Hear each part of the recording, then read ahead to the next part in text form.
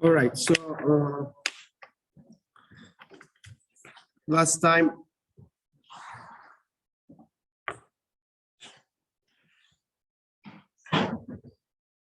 we started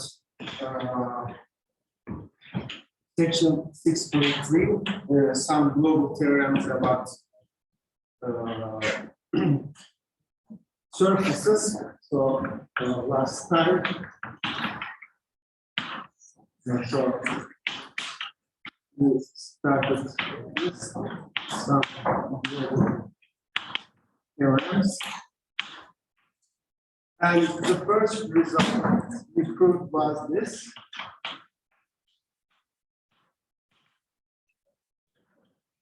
If the shape operator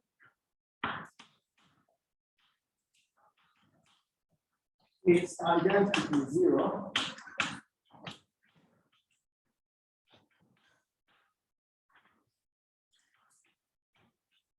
and then things are found that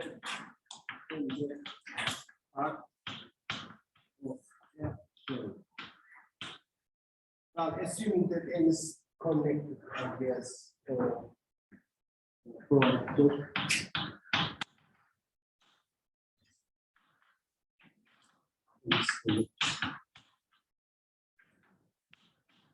we proved this last time. The idea is very simple. The shape operator is identical zero means the derivative of the normal vector along any direction is zero. It means the direction of the normal vector doesn't change at all. Okay, so it's a constant vector. Well, you have a surface, its normal vector is constant, right? That should be a plane. Otherwise, if there's a little bit bending, then the normal vector will, change. So that's the idea. Of course, you need to prove this mathematically. So we did it last time. All right.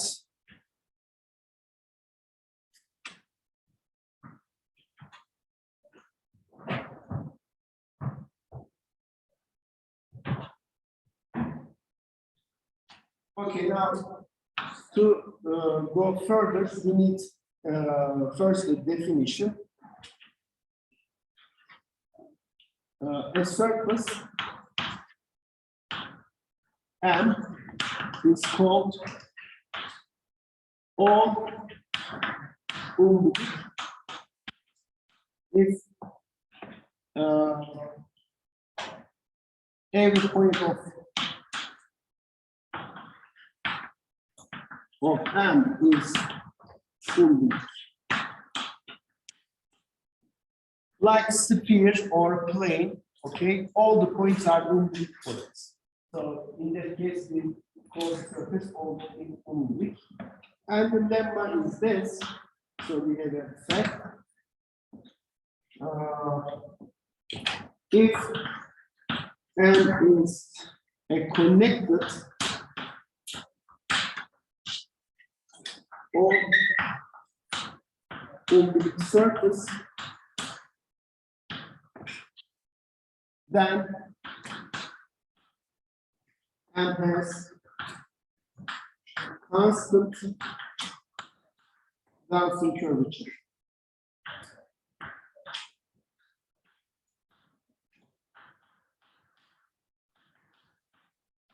Okay.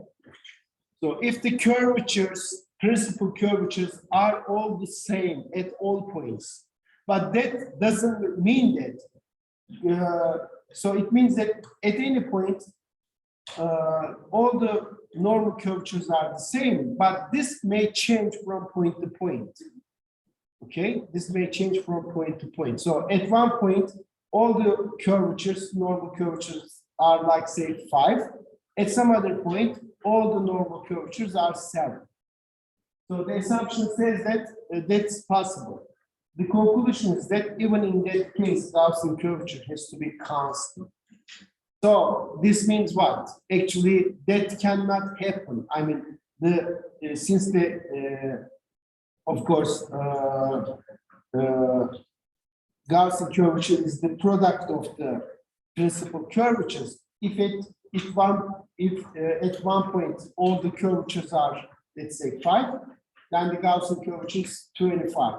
If at some other point, if all the curvatures are 7, then the Gaussian curvature is the product of the principal curvatures is 49. So that contradicts with this conclusion.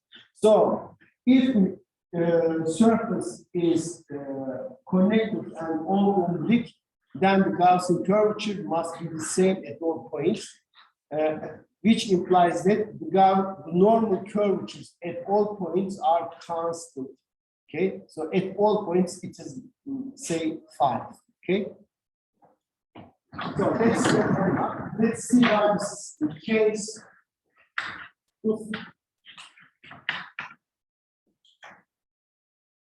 So let's see the frame on N, so that E1 and E2 are tangent vectors, and E3 is perpendicular to both of them, therefore it is perpendicular to tangent plane, so it should be the normal direction. And E3 is the normal vector.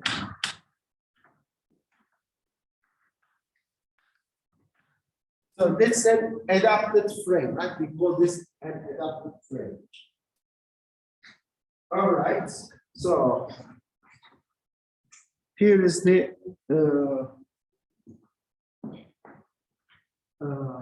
okay, now by assumption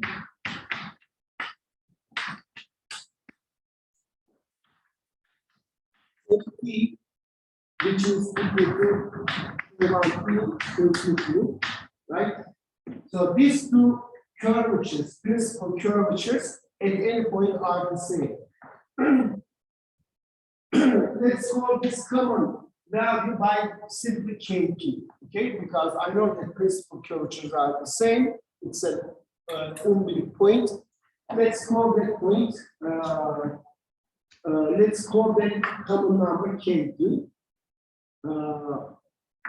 for all P. Okay.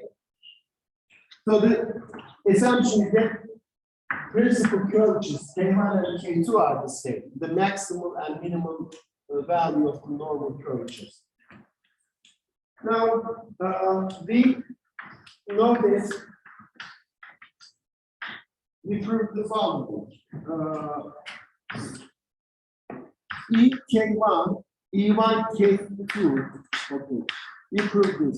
This was K1 minus K2 times W12 of E2 and E2 of K1. This was again K1 minus K2 times W12 of E1.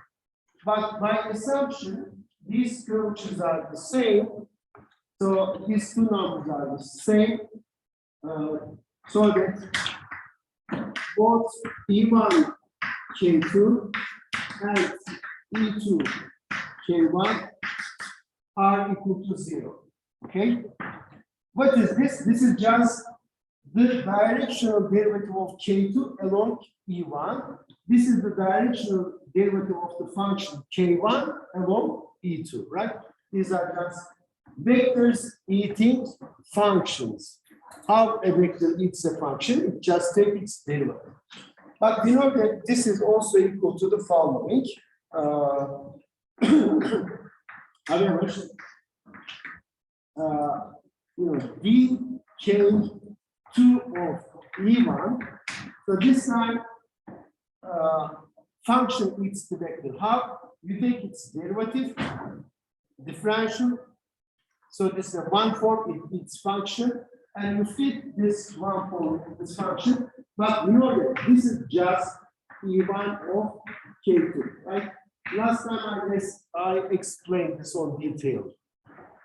And we know that that is 0. And similarly, VK1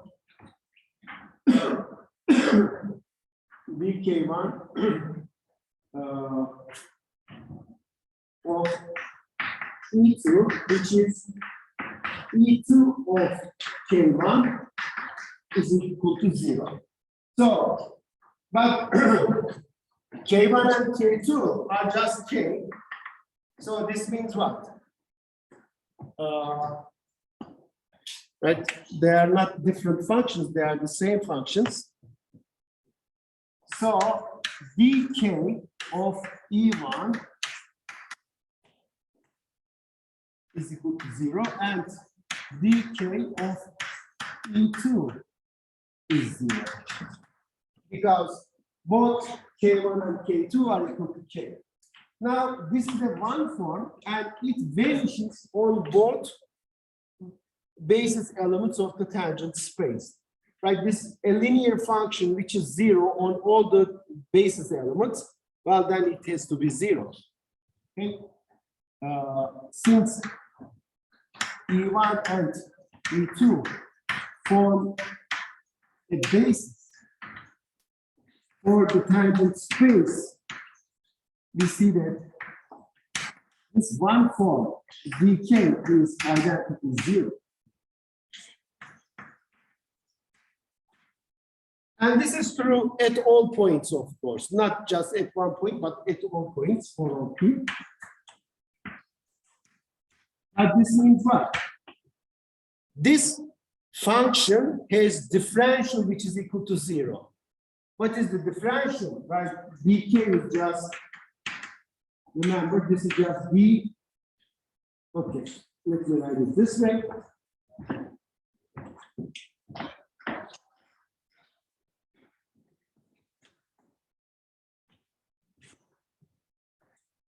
This is just del k del x1 dx1 del k del x2 dx2 and del k dx2 dx2.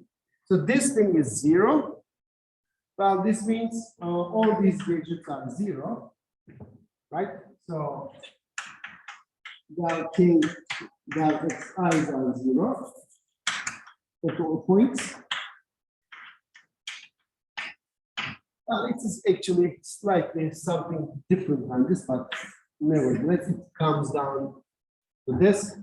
The thing is that this function k is a function of 2 variables, not 3 variables, but nevertheless, it doesn't make much difference.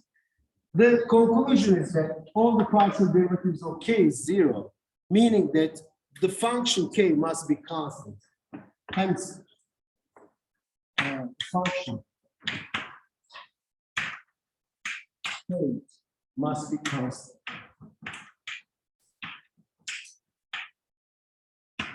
Well, constant, therefore,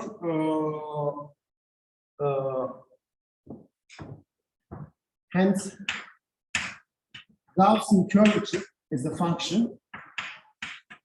This spells k1 times k2. So this is just kp squared, but this function is constant. Therefore, this is constant. This is constant. It's a function of p, but it's a constant function. But you see, we make heavily use of these facts we proved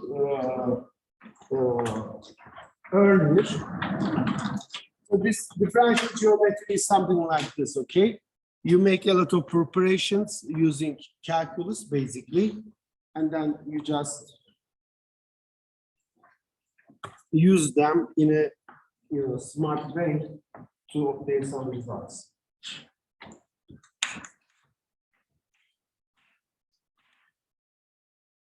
As I said all the time, I mean, differential geometry is only about taking derivatives, okay? And then giving right meaning to those derivatives.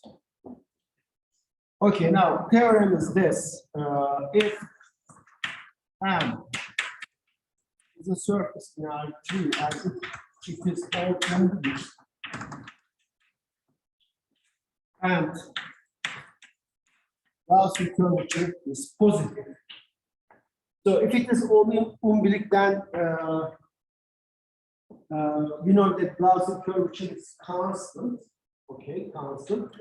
But in this case, we assume that that constant is zero, is positive. Then it is a part of a sphere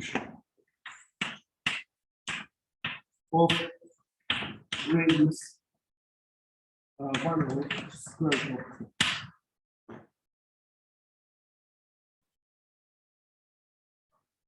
Okay, proof.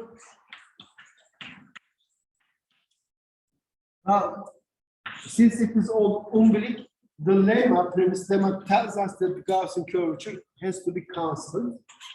Since and it's all umbilic, by the previous lemma, the Gaussian curvature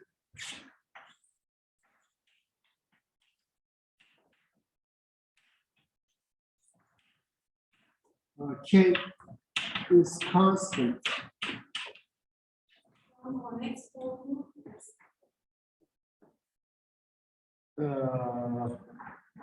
Well, it has to be a part of the, let's say, connected.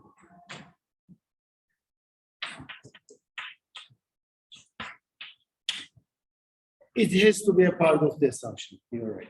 Otherwise, each connected component must be a part of a sphere. Gaussian curvature is constant on all of them, but it might be different at all components. So some of them could be small spheres, some of them could be large spheres. Okay.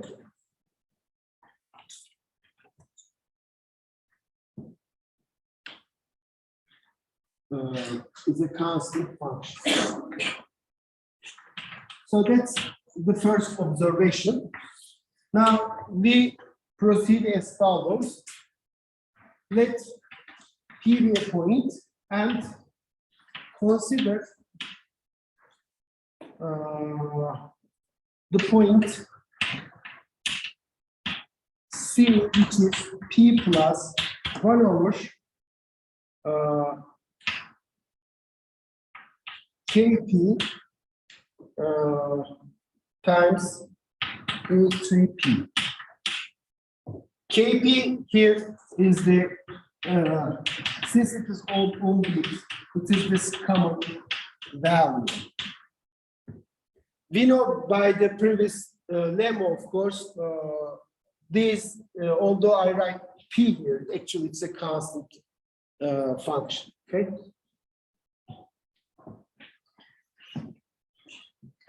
Okay.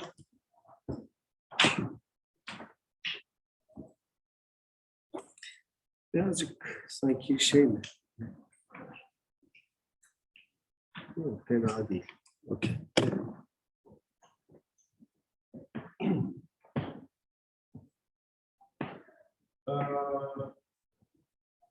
Okay, now let E1, E2, E3 be an adaptive frame.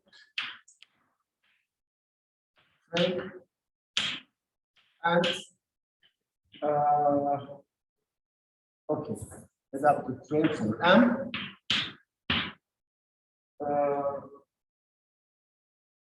Let Q be any other point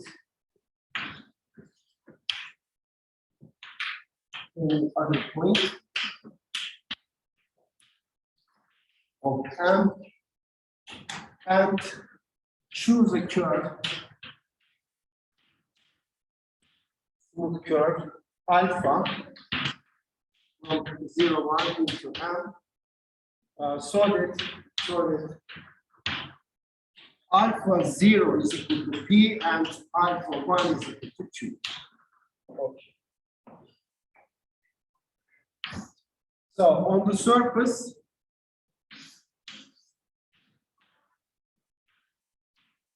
I choose some curve joining these 2 points.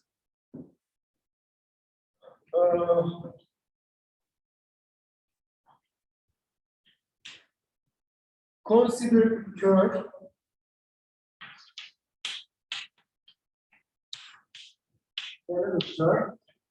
gamma t given by this formula alpha t plus 1 over k alpha t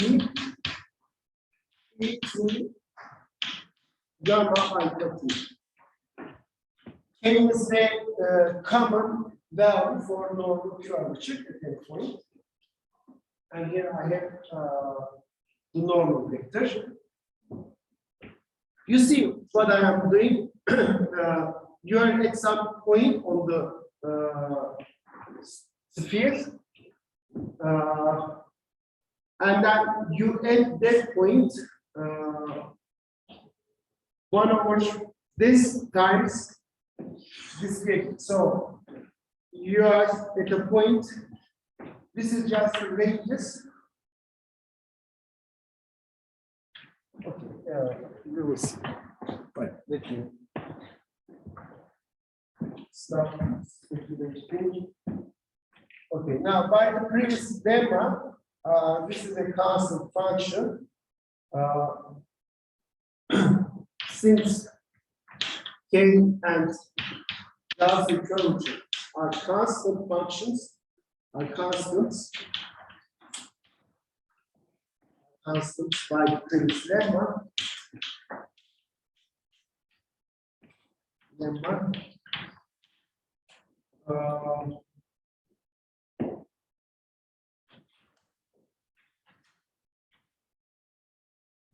Okay. Gamma prime. So gamma t is this alpha t plus 1 plus.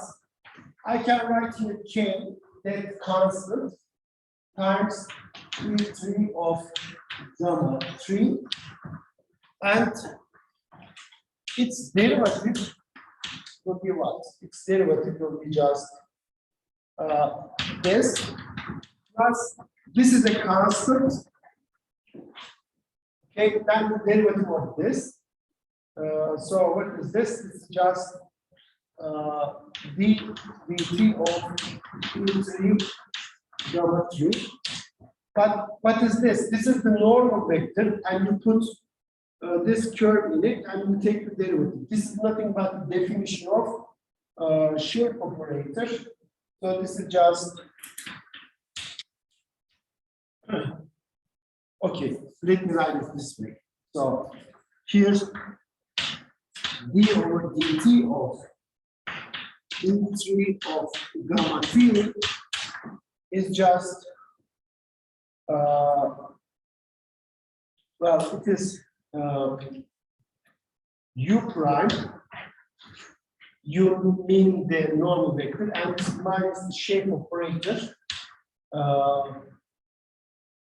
Oh, okay. Here, I'm sorry, this is not gamma. I am defining gamma. This is alpha, right? I'm sorry. It's alpha.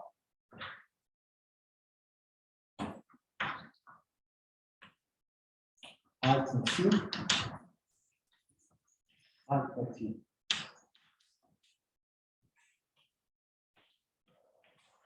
I'm sorry.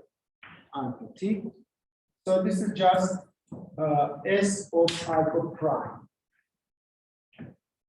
right? The directional derivative of the normal vector along alpha prime, right? The tangent vector of this curve. So we have this, and we know that this is just minus k times alpha prime. Why is that? Because S is the shape operator. Its eigenvalues are k1 and k2, but they are both equal to k. Therefore, S is just the diagonal matrix actually. This is the diagonal matrix kk. Okay? because both eigenvalues are the same, therefore it has to be a diagonal matrix. Değil mi? Eigenvalue'ları aynıysa bu matris identity'nin bir katıdır. So we have this.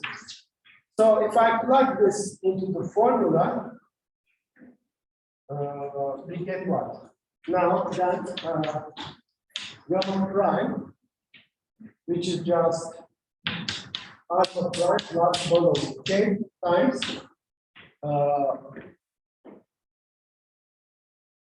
this expression here, but that expression is just minus k times alpha prime, minus k times alpha prime.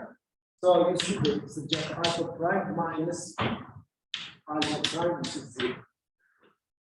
Hence, this function, this curve is constant. So gamma t is a constant curve. Constant curve means it doesn't move. Okay? It's the same. It takes the same value at all points. So it means this is just equal to a constant for t.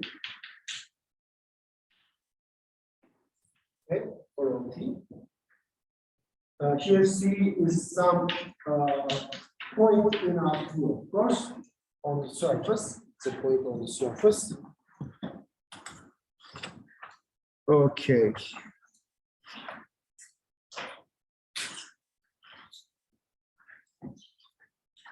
Now this thing.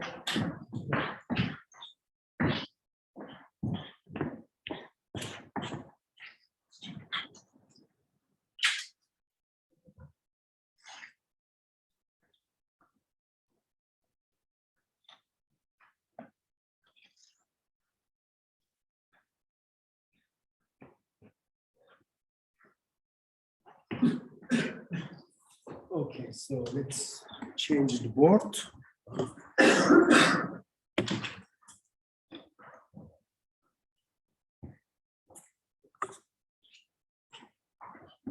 The class we have the following. This constant point, which is equal to gamma 0 and gamma 1, right? Because gamma is constant.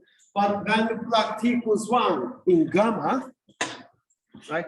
If you plug t equals 1 in gamma,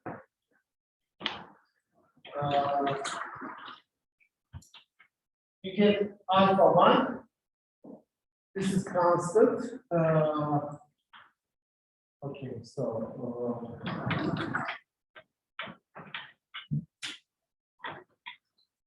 yeah, so when you plug gamma, you get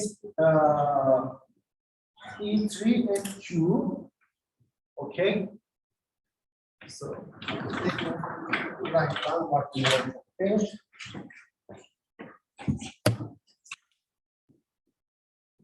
So this is just Q plus 1 over k times E3 of Q. Okay.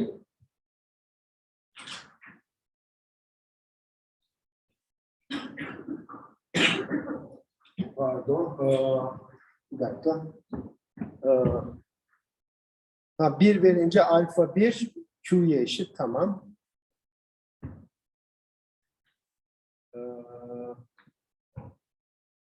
Evet. Okay, so we see what? C minus Q is just 1 over k times E3Q.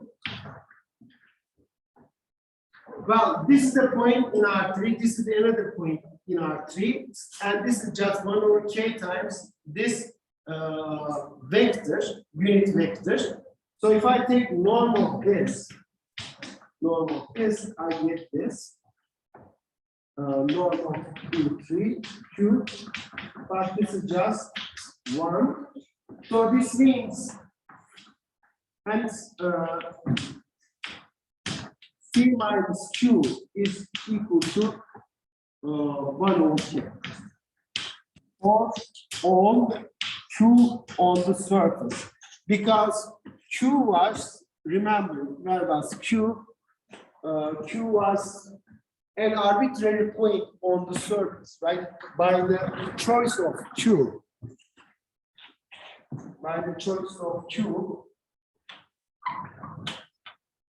Q was any other point on the surface, okay? Any other point on the surface. So any other point on the surface has distance C, has distance 1 over K to point C. So C is a point here, and any point of the surface has distance 1 over K to this fixed point. So it means your surface is on the sphere of with sample C and radius 1 over K, right?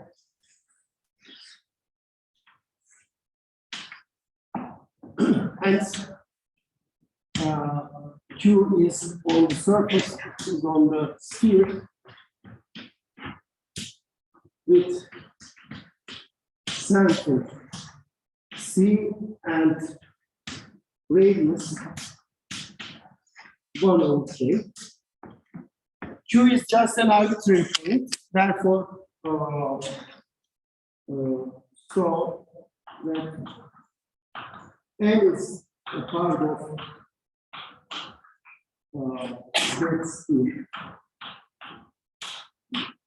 Yüzeyimizin her noktası bu kürenin üzerinde. Demek ki bizim yüzeyimiz kürenin bir parçası.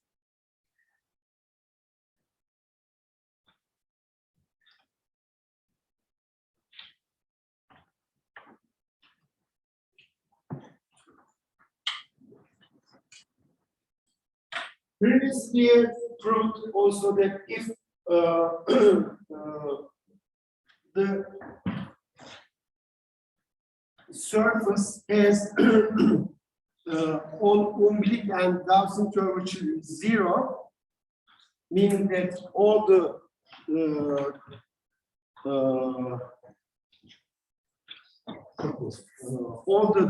normal curvatures are 0, then S operator is 0, but in that case, our surface is a part of the plane. Okay, so together with the first theorem of section 6.3, we obtain the following corollary.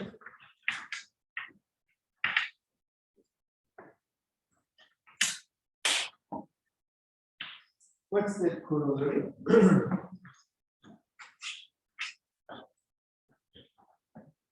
A surface is all umbilic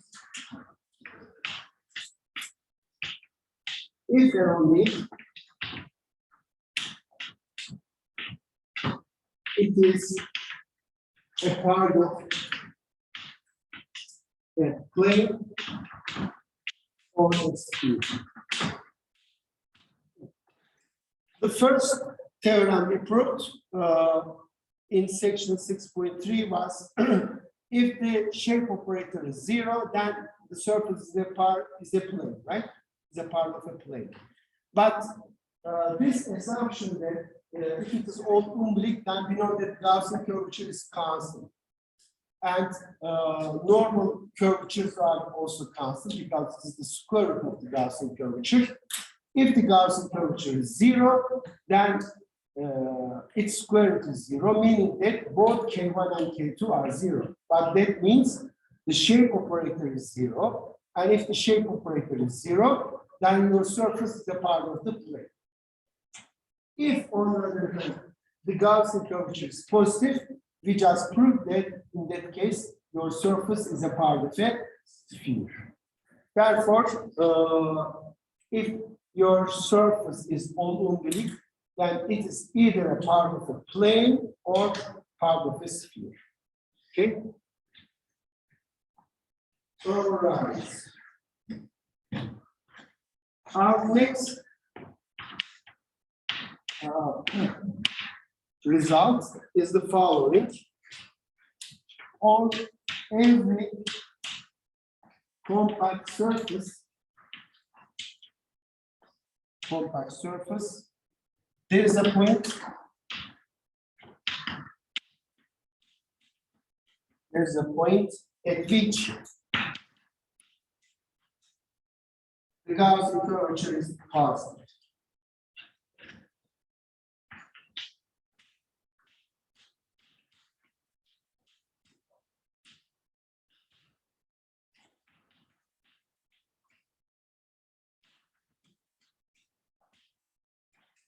On the plane, of course, there is no such point. Gaussian curvature is constantly zero, but plane is not compact. On the central surface, we showed, we computed Gaussian curvature. It was all negative. It was never zero. But again, the surface is not compact. Okay, it's not a closed surface. The closed surface is a sphere, for example. In this case, Gaussian curvature is constant and it is positive, and it is 1 over r squared at all points. This theorem tells us that if your surface is closed surface, so compact and has no boundary, then it must have a point at which the Gaussian curvature is strictly positive. So that's the conclusion of the theorem. Let's see why this is the case.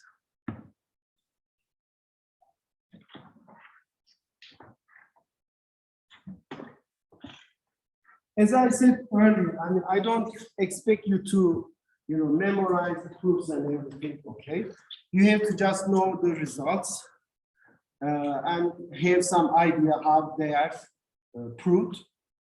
You should be able to reproduce it looking at your notes.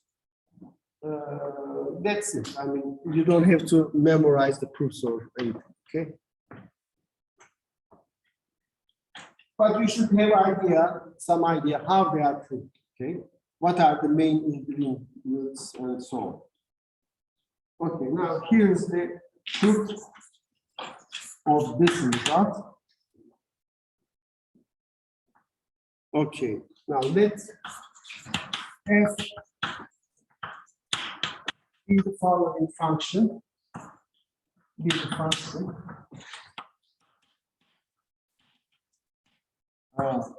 which gives just the distance of the point to the origin. The square of the distance of P to the origin.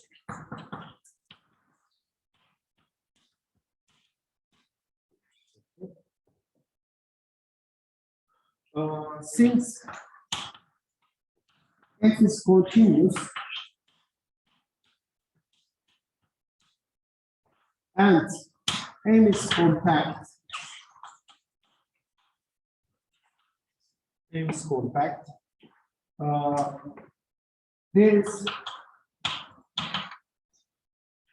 a point and on the surface, so that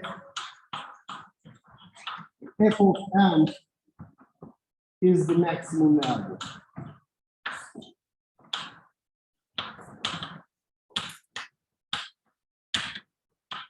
Of f on m. So it is the point on which, on the surface, which is farthest from the origin. Okay. So suppose your surface is something like this. Okay. It is the point where the distance function is maximum. So it's something like this. Okay. This distance is maximum. Okay. Okay. Let's say, so R to be the distance of this point to the origin, okay? So this is just Fm, so F of M is just R squared, which is, okay? So the maximum value of this function.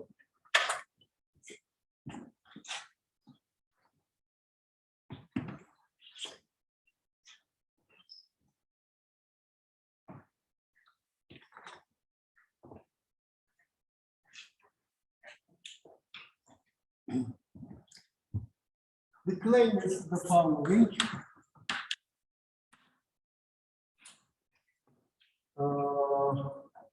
So let R to be this, and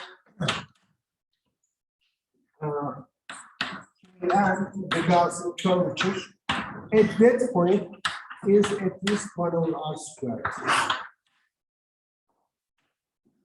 Çok yaşa. So this claim finishes the proof. What is it? We found a point on the surface, and the Gaussian curvature at that point is larger than 1 over R squared, which is a positive number. Okay. So if I prove the claim, then I am done. So note that the claim finishes the proof.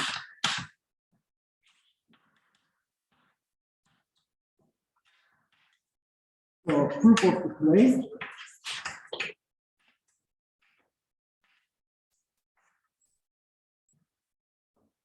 All right, so let U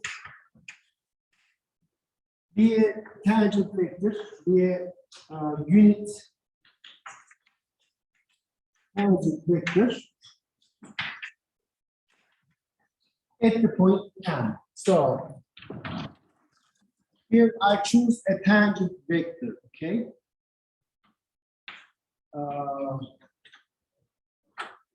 At this point M, tangent to the surface. And choose a unit speed curve alpha on M with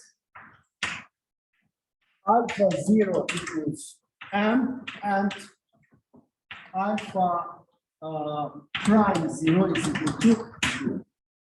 So let me redraw my surface over here. Okay, so my curve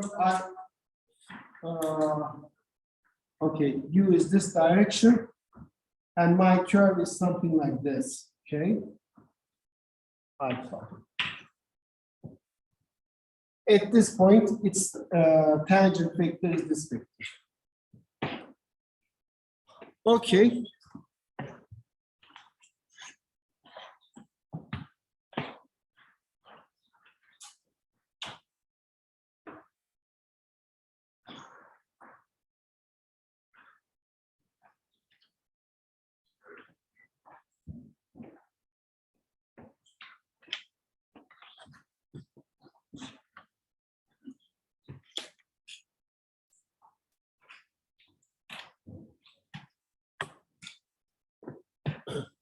Now, thus the function f of alpha t has its maximum. I forgot to switch the board. Okay, so that's the function f of alpha t. So inside f, I put my curve. I compute the distance of the points on the curve to the origin. Actual square of the distances of the points on the curve to the origin has its maximum at t equals 0, right? Because at t equals 0, my curve is at the point M. That's the point at which f takes its maximum value.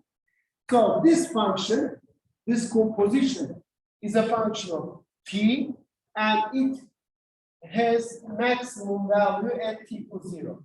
Therefore, the derivative at t equals 0 of this composition must be 0. Thus, we should have 0, right? dt of f alpha t evaluated at t equals 0. But what is this derivative? And okay, since it is maximum, and we should have also the following: d squared dt squared, that second derivative test, f of alpha t must be non-positive since it is maximum, right? If it is maximum, then the second derivative cannot be negative. So why is it not strictly negative if it's a maximum? Because of Maybe it is constantly negative. I'm sorry, maybe it is constant. I mean, it may not be the unique point at which it has its maximum. Okay. Yeah. because if we consider the 0 case, wouldn't that make it a point of inflection? Yeah, but we are claiming something bigger than that. But this is also true. The thing is that it shouldn't be positive. Okay? It shouldn't be positive. If it is positive, then it cannot be a maximum, local maximum. Okay, that's the thing. All right, now then,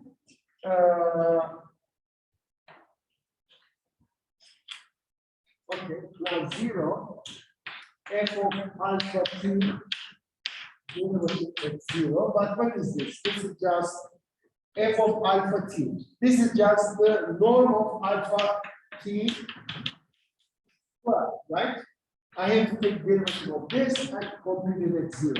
But this is just alpha t dot product with alpha t derivative formulated at 0, right?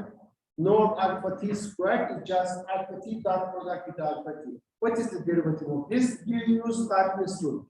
Derivative of this first guy times the second plus this times derivative of this, which is the same thing as this one. So this is just 2 times this, evaluated at 0, but this is just 2 times alpha prime 0, that product with alpha 0.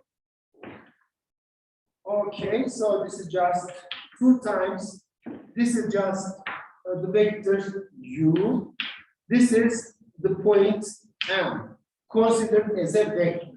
I have that product. So 2 times the inner product, 2 times M is 0, meaning that u dot M is 0. Okay, u dot M is 0.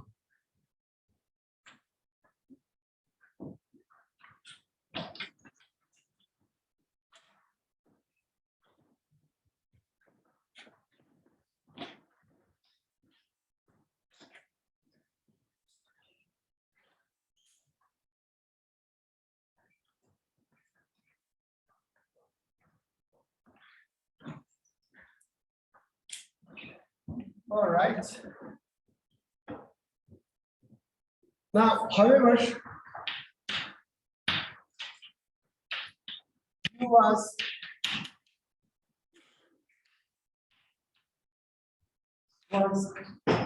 an arbitrary random vector, and the arbitrary vector is perpendicular to M. This means actually U and M are perpendicular to each other for all tangent vectors.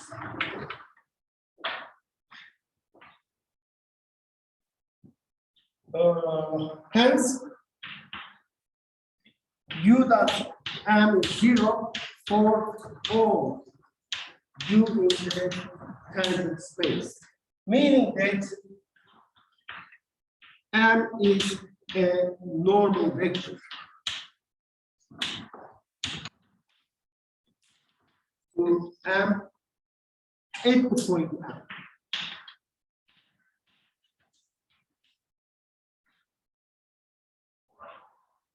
So what we see is this, okay? Here is the origin, and this is my surface. This is the farthest point. Considered as a vector from the origin, and is a point, this point, and my normal vector is in the same direction, okay? So that's the meaning of this. On the other hand,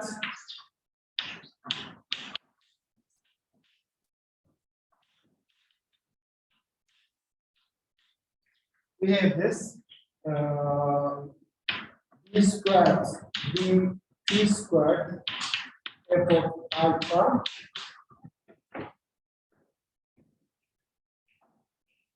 so second derivative is what? This is the first derivative. So I will take derivative one more time. Okay, second derivative like this is just d over dt of d times alpha t times alpha prime cube. Okay, and what is this? This is just 2 times derivative of alpha prime, alpha, which is alpha prime times alpha prime, plus alpha times alpha double prime. So this is just 2 times norm alpha squared plus alpha t dot product alpha double prime t. So I think that's norm alpha prime squared. Alpha prime squared. Yes, you're right. Alpha prime was the vector u. Well, this is unit speed curve. Alpha was a unit speed curve, right? Where was that? Yeah, alpha is the unit speed curve. Therefore, this is just 1. And I know that this quantity is negative, right? By assumption, that quantity is negative.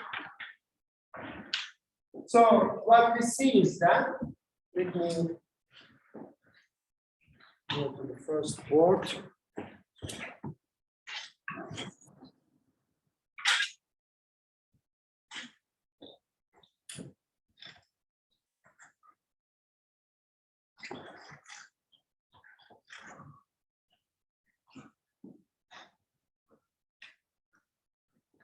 Okay, so we have this. So, okay, let me change the board.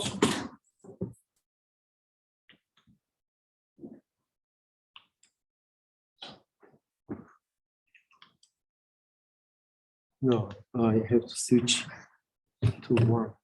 Yeah. So, plug equals 0 in this formula 2 times alpha prime t. Let me write what I have over there, alpha t, alpha double prime t, which is derivative. Again, when you plug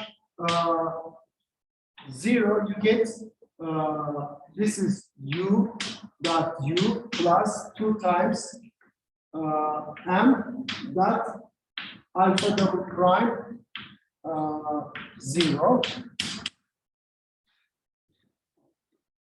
Okay. Now this is just 1.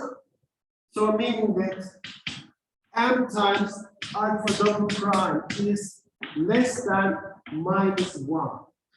divide by 2 and take this one over here to get this. Okay,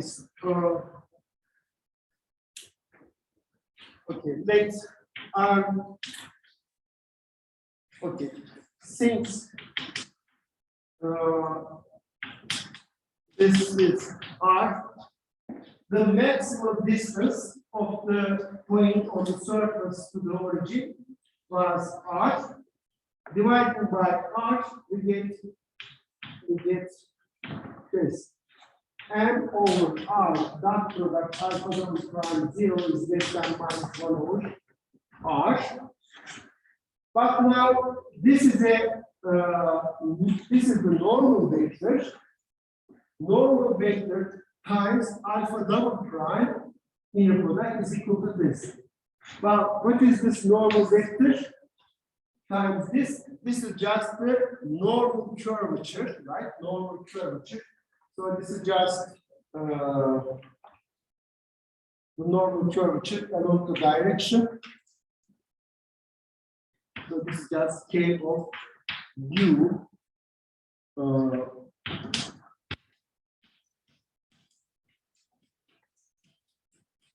Where U is this kind of vector. So normal vector.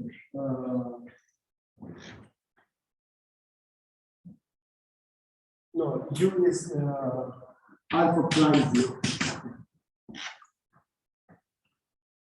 Normal curvature along this vector is the normal vector. That product with the second derivative of the curve alpha passing through the point and having the velocity vector. But this is negative.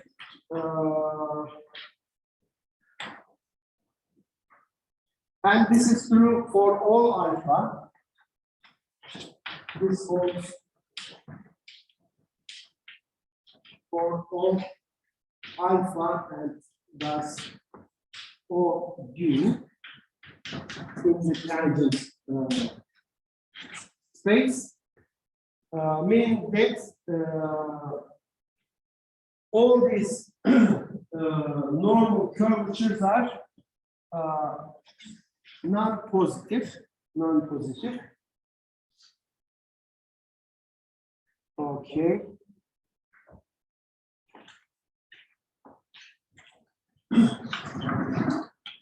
What is Gaussian curvature? Gaussian curvature is the product of these.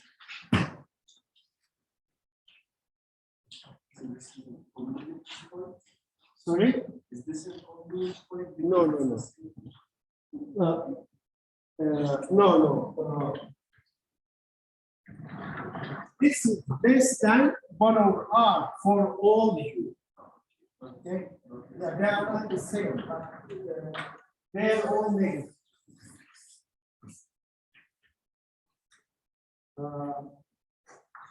Now, the Gaussian curvature at the point M, which is by definition K1 of U1 and K2 of U2, but both of them are less than 1 over R with a minus sign. Therefore, this is less than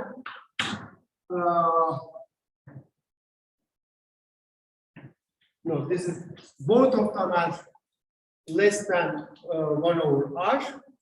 Therefore, this is greater than 1 over R squared.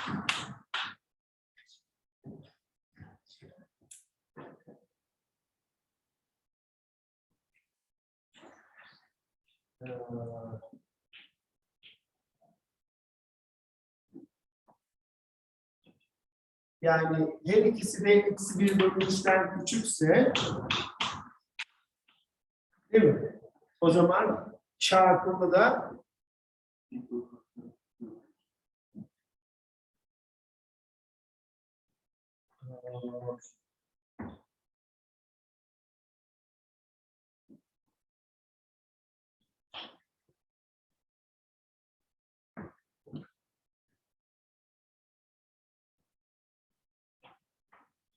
Her ikisi de 1 bölü şeyden küçükse both of them are negative and less than 1 over r. Therefore, their product is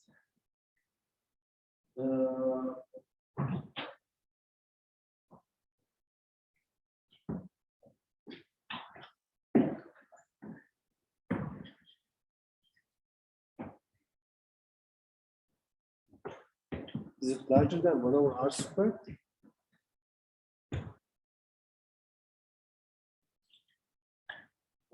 Neyi görmüyorum ben? J1, J2, J1, 1, J2, 1, minus J1, 1, minus J2. Yani buraya eksiyle çarptığım zaman eksi gibi J1. Okay. Yeah. So you see.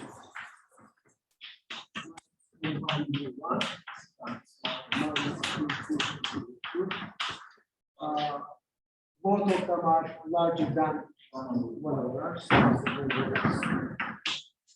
Okay. So we are done. So as a corollary of this, there is no compact surface.